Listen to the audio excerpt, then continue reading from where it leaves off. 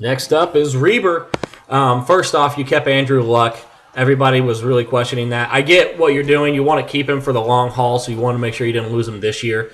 But you got to realize that that's going to affect your draft grade because, he finished as the 10th quarterback last year. There were 7 quarterbacks kept. You do the math. He wasn't good enough to keep. In fact, I thought some of the other quarterbacks that were kept were a little bit surprising. But Ray Rice, solid guy, especially in a PPR, becomes more valuable. Will catch 50 to 60 balls this year, especially now that they're having such tight end trouble. He's going to be their go-to guy out in the flat. Once again, I was just talking about Darren Sproles with Purvis's team. Really like the Darren Sproles pick. Will definitely be a very big value for you, especially in a PPR. This dude does everything. He is phenomenal. So, great job on that one.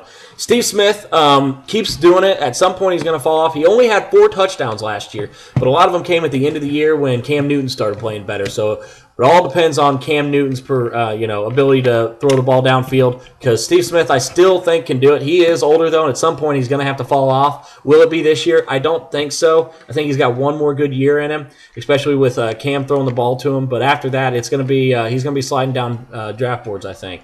James Jones. Most of his points last year came from the touchdowns. I mean, he had a whole lot of touchdowns last year. So that's one thing you got to realize is that his catches weren't really there. But with Jordy Nelson coming in not or injured, and Greg Jennings really didn't play last year, so that's not something I'm too worried about. But what did he got? 2, 5, 6, 7, 8, 9, 10, 11, 12, 13, 14 touchdowns. He's not going to repeat that this year. So that's something you got to realize is that he'll probably, and that only put him at the 21st best wide receiver with 14 touchdowns. So that tells you something. He's not catching the ball for yardage. He's catching in the red zone. That's a great thing to have, but you got to make sure that he's going to be able to do week in, week out, especially at your wide receiver 2. I would have liked him more at number 3. Tavon Austin as your wide receiver tight end / third wide receiver. I like Tavon a lot this year. As far as PPR, I think he's going to catch 80 balls easy. He's going to get some return yardage as well, so that's going to be beneficial.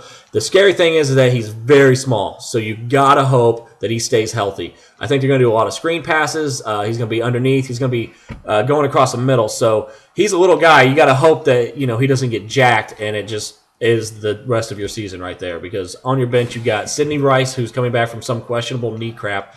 And then you got Andre Roberts, who, personally, he's the third wide receiver on the team. I think that he's going to still be one of Carson Palmer's more favorite targets. It all depends on how well Michael Floyd plays this year. And I know they're going to keep double-teaming Larry Fitzgerald. So he's going to see time, but we'll see how much.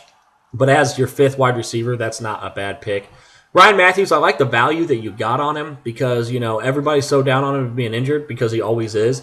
At the same time, you could have got a Lamar Miller. You could have got, somebody a little bit more consistent. But I understand you're going for the boom play here. You already got 2 guys as your running backs that you really are happy with. If Ryan Matthews comes out and plays well, now you got a really valuable 3 that, 1, you could use to trade, or 2, you could just never have to worry about your bye weeks that much. So all that's really beneficial. I get that. Mark Ingram, same thing. Kind of talking about him breaking out. We've been waiting for him to break out for his entire NFL career.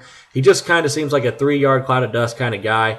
He'll get some goal line carries, but Pierre Thomas, I feel like, is the guy to own for the Saints.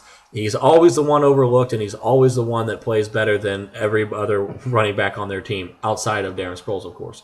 On top of that, you got Greg Olsen, who had a breakout year last year. His offensive coordinator left, so we'll see how valuable he still is.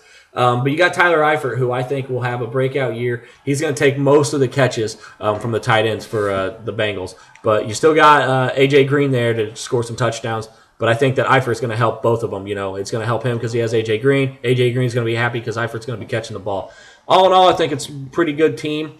Going to give you a B on this one just because of Andrew Luck. If you did a little bit something different, maybe the B+. But like I said, I get your Andrew Luck pick. I understand what you're doing. You're a hometown fan. You like to have a quarterback that you can cheer for. And he's going to be great for years. It's just he's not going to be there just